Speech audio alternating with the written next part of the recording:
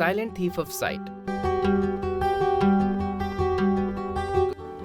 Glaucoma is the condition where there is increased intraocular pressure resulting in optic nerve damage. Primary open-angle glaucoma is globally the most prevalent form of glaucoma. Normally, there is aqueous humor, which is a clear fluid which is present within the eye. It is produced by a structure known as ciliary process which is present behind the iris. This flows within the eye, providing nutrition to lens and cornea.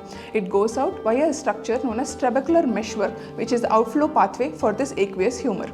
In primary open-angle glaucoma, the functioning of this trabecular meshwork is compromised, resulting in increased intraocular pressure.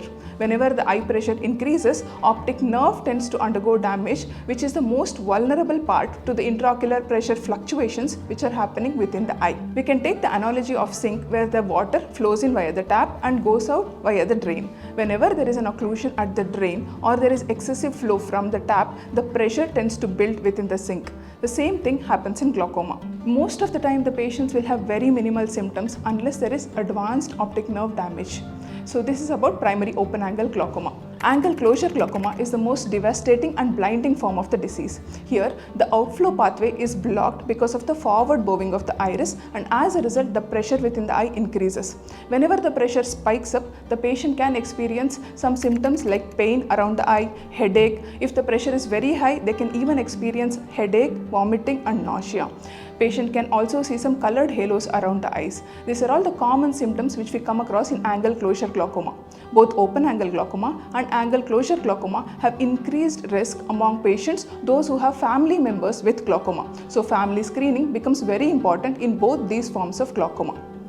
Next, we have congenital glaucoma. Congenital glaucoma is something which presents in newborn children.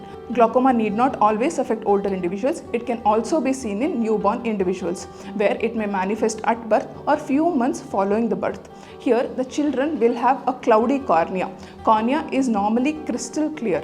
Whenever there is increased intraocular pressure, the cornea will turn whitish, and as a result, the child will have severe watering in the eye. Child will be unable to open the eye and it will tend to squeeze the eyes, and they will have photophobia. They won't be able to look at the light directly. So as a result, the child will have squeezing of the eyelids and lot of discomfort and watering. So these are all the symptoms which we see in congenital glaucoma. Apart from this, the cornea may appear extremely enlarged and the eyeball in itself may appear enlarged. So these are all the symptoms which we see in congenital glaucoma. It becomes very important to identify these symptoms early on in life in order to preserve the child's vision. Secondary glaucoma is the entity where glaucoma is occurring because of any other pathology within the eye. It could be a trauma, it could be even a fresh trauma or an old trauma. Otherwise, it could be a hypermature cataract which tends to rupture and results in acute increase in intraocular pressure. It could also be some other retinal pathologies where there is blockage in the circulation of the retina or there is high risk diabetic retinopathy. All these will result in neovascular glaucoma and multiple other secondary forms of glaucoma. So it is important to identify these pathologies and to look out for the patients who are at risk for glaucoma. Detection of glaucoma. Glaucoma workup starts with measuring intraocular pressure and corneal thickness. Detect inside vision can be detected by doing a visual field test. Optic coherence tomography is done to estimate the status of optic nerve. Periodic clinical evaluation and investigations are key factors in detecting the rate of progression and helping determine if the target IOP is achieved and if the disease progression is arrested. Myth: glaucoma only affects the elderly. Fact: while the risk of glaucoma does increase with age, it can affect individuals of all age groups, including infants, children, and young adults. Regular eye exams are crucial for early detection, regardless of age. Myth: glaucoma causes immediate vision loss. Fact: glaucoma causes painless and progressive vision loss. Regular eye exams can detect glaucoma before significant vision loss occurs. Myth: glaucoma can be cured.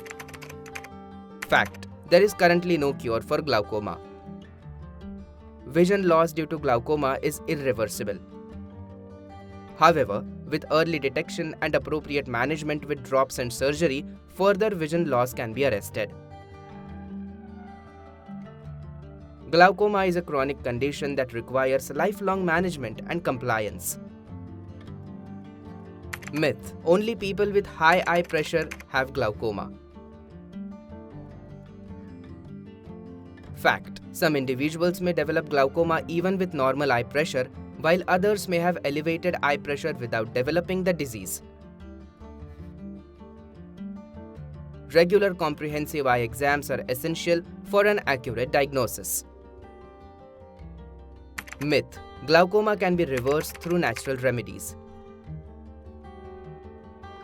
Fact: while a healthy lifestyle can support overall eye health, there is no scientific evidence to support the reversal of glaucoma through natural remedies alone.